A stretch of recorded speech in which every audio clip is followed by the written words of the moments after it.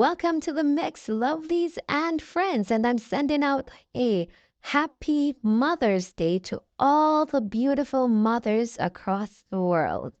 Yes, I would like to wish you guys a pleasant and joyous day, filled with love and appreciation from your children, your children's children, and just from everybody around you that, see you as a mother. Yes, and remember, a mother's job is never done.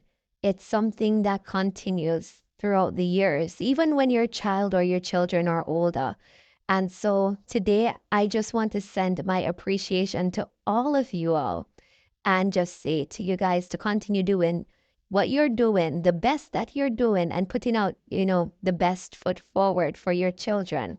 We appreciate you, love you, and support you, and continue to be in the best, very best mother that you can be in any situation that you're in.